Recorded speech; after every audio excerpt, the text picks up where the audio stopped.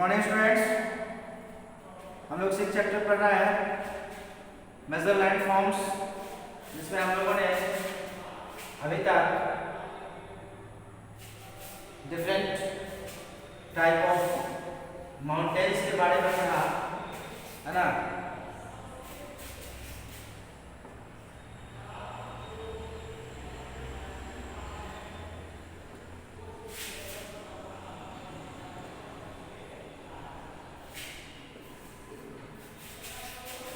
हम लोगों ने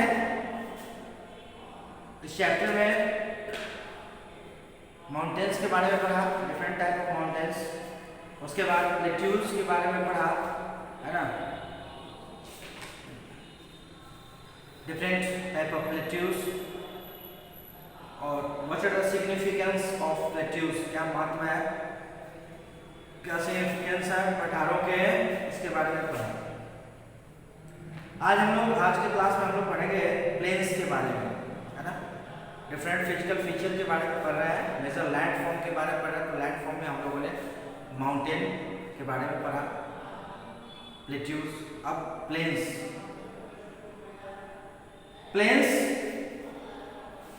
they are long stretches of low-lying flat land.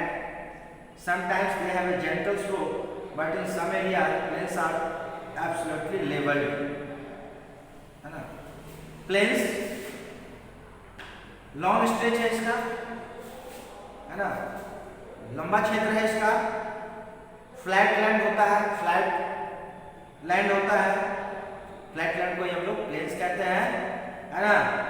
कहीं कहीं पे स्लोप होता है, लेकिन जनरली यह लेवल होता है, बिल्कुल बराबर होता है, लेवल में होता है ना। Generally plains are not more than 200 meters above. Plains का मतलब है, जैसे हमने पढ़ा प्लेट्यू जो कि ऊंचाई पर होता है, माउंटेन्स बहुत ज़्यादा ऊंचाई पर होता है, लेकिन प्लेन्स की ऊंचाई 200 मीटर से ज़्यादा नहीं हो सकती समुद्र तल से, सी लेवल से 200 मीटर से ज़्यादा इसकी ऊंचाई नहीं हो सकती है। Most plains are formed by the action of wind. कैसे निर्माण होता है प्लेन्स का, है ना, by the action of wind, rivers and their tributaries and ice, है ना। हम जानते हैं कि रिवर्स का ओरिजिन जो है वो माउंटेन से, हिमालय से है ना, पहाड़ों से रिवर्स का ओरिजिन है। और जब नदियाँ आती है पहाड़ों से निकलती है, तो अपने साथ जो है कई सारे चीज़ों को लेकर आती है और उन्हें इस प्लेन्स पे आके छोड़ देती है ना, बहा के ले आती है ना। कई ऐसे तत्व हैं जिनको बहा के लाती है और प्लेन्स पे छोड़ देती है, जिससे प्लेन्स का निर्माण होता है और ये प्लेन्स फर्टाइल बनता है, उपजाऊ बनता है, ठीक है। तो plains, most plains are formed by the action of wind, rivers and the tributaries मतलब सहायक नदियाँ, है ना, जिससे ये निर्माण करती हैं प्लेन्स का। आइए हम लोग डिफरेंट टाइप के प्लेन्स को देखेंगे, प्लेन्स जहाँ पे हम लोग रहते हैं, है ना। On the basis of their formation, plains are of 3 types: tectonic plains, erosional plains and depositional plains। अलग अलग प्रकार के हैं, अलग अलग तरह से इनका निर्माण होता है ना। इनका निर्माण भी अलग अलग तरह से होता है, ठीक है।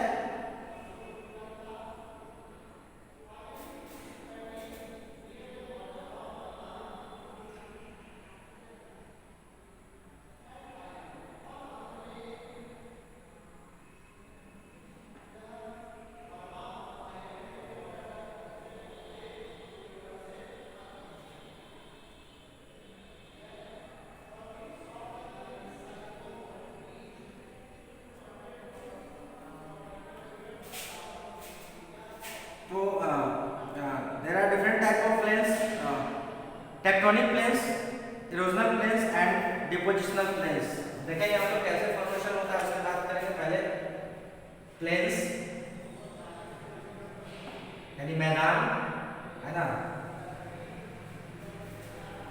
हमने पहाड़ के बारे में पढ़ा, पठार के बारे में पढ़ा, मैदान के बारे में पढ़ते हैं, प्लेन्स के बारे में, है ना। टेक्टोनिक प्लेन्स है ना, इरोजनल प्लेन्स,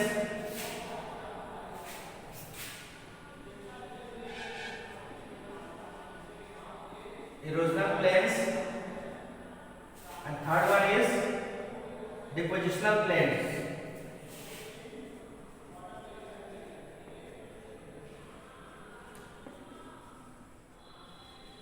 ठीक है,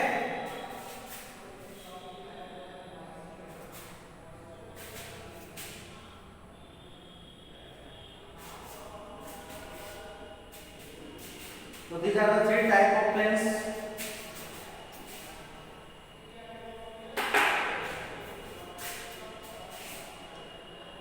टेक्टोनिक प्लेन्स की बात करते हैं, the areas where the rock layers on the earth crust are aligned almost horizontally, tectonic और structural plains are found. Russian platform has been formed in this way. कैसे होता है टेक्टोनिक प्लेन्स का formation?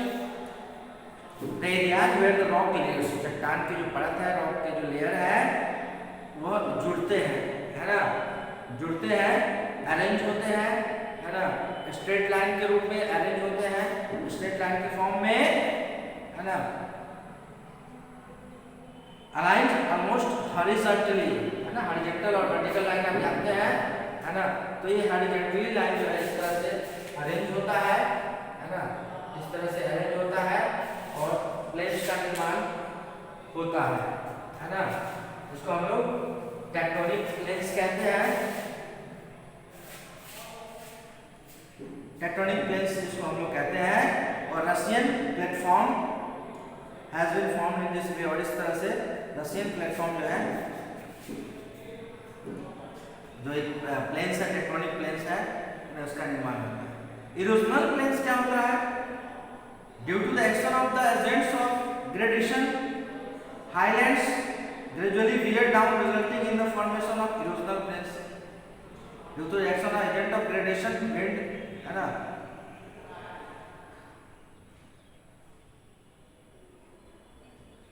highlands gradually wear down resulting in the formation of the river, और इस तरह से नीचे की तरफ जो है हाईलैंड्स जो है ग्रेजुअली नीचे की तरफ आता है, और इस तरह से जो है इरोजनल प्लेन्स का निर्माण होता है। इरोजन से बना है इरोजनल, है ना, सॉइल इरोजन पढ़ा है आपने, सॉइल इरोजन, उसी तरह इरोजन से या इरोजनल प्लेन्स का निर्माण होता है। इरोजन के दौरान एज ए रिजल्ट, है ना, इरोजन की वजह से इस प्लेन का निर्माण होता है। The best Siberian plain is an example of this type of plains. अब इरोजन हुआ, वहाँ से मिट्टी का हाई एरिया से लो एरिया पे आ गया, है ना, और इससे प्लेन्स का निर्माण हुआ, और इसीलिए इसको इरोजनल प्लेन्स कहा जाता है। ग्रेजुअली हाईलैंड्स वियर डाउन, नीचे की ओर आया, है ना, और as a result erosional plains are formed. The west Siberian plain is an example of this type of plains. Third जो है इसका टाइप डिपोजिशनल प्लेन्स, है ना। अब ये होता है डिपोजिशनल, डिपोजिट से बना है depositional. As a result of the deposition of sand, silt and clay in low lying areas. अब पहाड़ों से जो ओरिजिन जहाँ से रिवर्स का वो अपने साथ जो है क्या क्या लेके आती है, कैरी करती है, नदियाँ क्या क्या कैरी करती है, सैंड, सिल्ट और क्ले, और वो लो लाइंग एरिया पे आके उसको छोड़ देती है, यानी डिपोजिट कर देती है, जमा कर देती है ना। और इससे जिस प्लेन्स का निर्माण होता है उसको कहते हैं डिपोजिशनल प्लेन्स। ठीक है, हमारे भारत का नॉर्दर्न प्लेन्स जो है डिपोजिशनल प्लेन्स का उदाहरण है। मिसिसिपी मिसौरी बेसिन, है ना, जो है ये जो है डिपोजिशनल प्लेन्स है नॉर्थ अमेरिका का, है ना। And the Yangtze basin of China falls in this category. Deposit की वजह से, है ना, डिपोजिट की वजह से agent of gradation like water, wind, इसकी वजह से जो सैंड, सिल्ट जो है वो बह के साथ में चले आते हैं और जाके लो एरिया पे जाके डिपॉजिट कर देते हैं, और जिससे जो प्लेन्स का निर्माण होता है उसको डिपोजिशनल प्लेन्स कहते हैं। और इसका उदाहरण है नॉर्दर्न प्लेन्स, जो मोस्ट फर्टाइल प्लेन्स है भारत का। Northern plains of India the most fertile planes है ना, most fertile part in India है ना। सबसे अत्यधिक उपजाऊ जो क्षेत्र है भारत का वो है नॉर्दर्न प्लेन्स, और यह है डिपोजिशनल प्लेन्स है ना। ठीक है, गंगा और कई सारी नदियाँ जो है अपने साथ सैंड सिल्ट और क्ले कैरी करके आती है और नॉर्दर्न प्लेन्स में आके डिपॉजिट कर देती है, और इससे यह क्षेत्र जो है अत्यधिक उपजाऊ होता है ना। तो we read about the 3 types of plains: tectonic plains, erosional plains and depositional plains। किस तरह से फॉर्मेशन होता है इस प्लेन्स का है ना, ये हमने देखा। ठीक है, और ध्यान में रखेंगे नॉर्दर्न प्लेन्स ऑफ इंडिया जो है वो डिपोजिशनल प्लेन्स है ना। West Siberian plain erosional plains है, और रशियन प्लेटफॉर्म जो है वो टेक्टोनिक प्लेन्स है। ठीक है, the northern plains of India are formed by the Indus, Ganga and Brahmaputra river. Ganga, Indus और ब्रह्मपुत्र रिवर के द्वारा कैरी की जाने वाली सैंड सिल्ट और क्ले जो है वो कैरी करती है और उसको डिपॉजिट कर देती है नदियाँ आके प्लेन्स पे, नॉर्दर्न प्लेन्स पे है ना।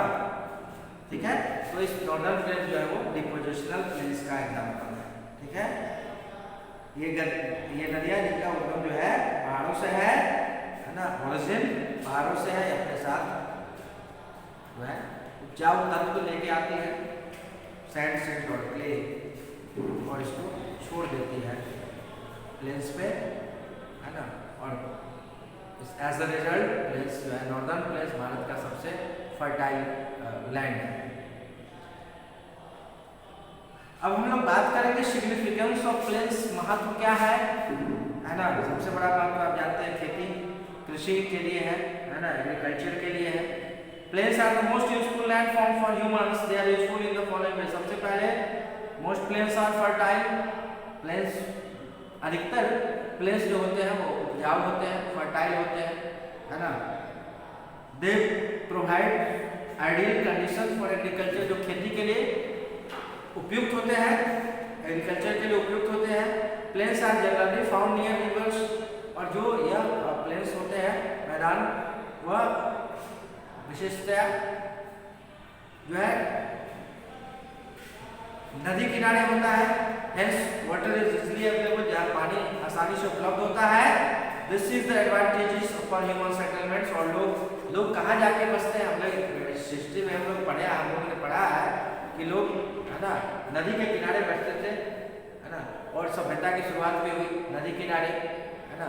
हमने इंडस वैली सिविलाइजेशन के बारे में पढ़ा और ये जाना, तो इसलिए क्यों यहाँ पे इन क्षेत्र में खेती आसानी से होती है क्योंकि पानी उपलब्ध है ना, इसलिए लोग यहाँ पे सेटलमेंट्स करते थे।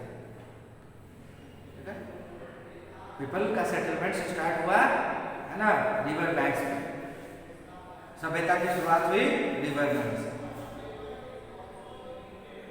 Construction of buildings and industries on the plains, घर बनाना है ना, इंडस्ट्री बनाना वह प्लेन पर ही संभव है।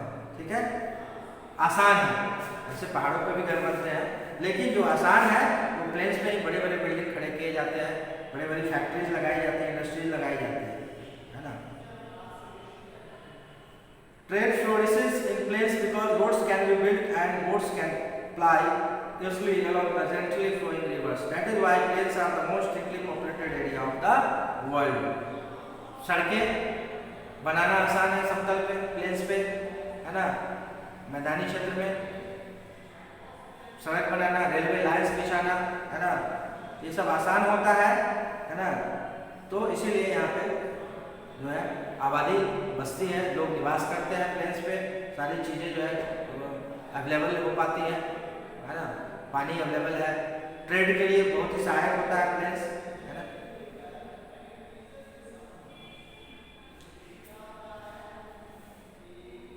ट्रेड यानी व्यापार, है ना।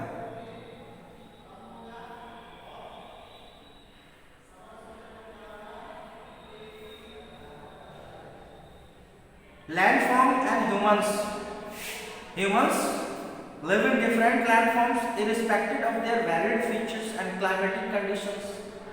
These landforms are complementary to each other and each forms an important element of the environment. Different human जो है डिफरेंट लैंडफॉर्म पे रहते हैं, कि सभी लोग प्लेन्स में ही नहीं रहते हैं, है ना, मैदानी क्षेत्र में ही नहीं रहते हैं, है ना।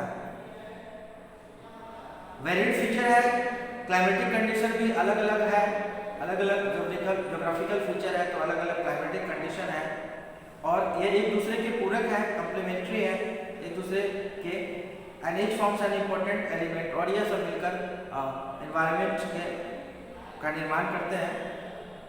Human use them in different ways, और लोग इसका विभिन्न तरीकों से इस्तेमाल करते हैं, ठीक है। Life is difficult in mountainous region, पहाड़ों पे भी लोग रहते हैं लेकिन थोड़ा मुश्किल जीवन है वहाँ पे, but they provide water and forest cover to humans and wild life. Plains provide much better condition as it is easy to grow crops. सबकी अपनी अपनी खासियत है, डिफरेंट लैंड फॉर्म्स हैं तो सबकी अपनी अपनी खासियत है। प्लेन्स क्या करता है, plains provide much better condition as it is easy to grow crops, build a house or a road in these areas. Plateaus are rich in minerals. अलग अलग लैंड फॉर्म्स हैं, डिफरेंट फिजिकल फीचर्स हैं अर्थ पे, तो सबकी अपनी अपनी खासियत है ना।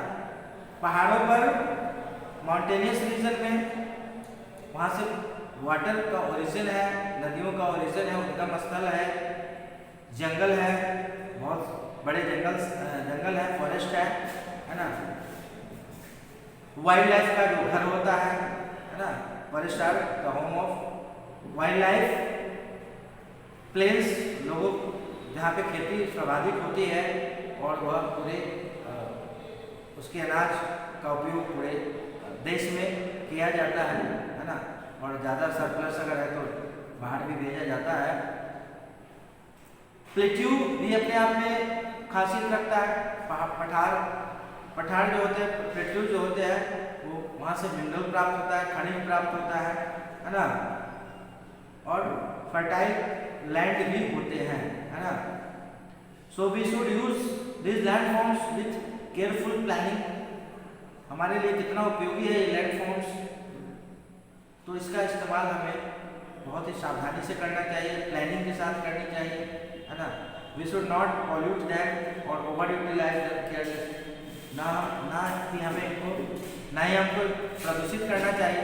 लोग क्या करते हैं, पोल्यूशन फैलाते हैं, है ना, कूड़े कचरे जमा कर देते हैं और लैंड की फर्टिलिटी जो है उसको कम करते हैं, ठीक है। ऐसे चीज़ें फेंक देते हैं जो मिट्टी में नहीं मिल पाती है, और इससे लैंड जो है की उपजाऊ क्षमता समाप्त हो जाती है।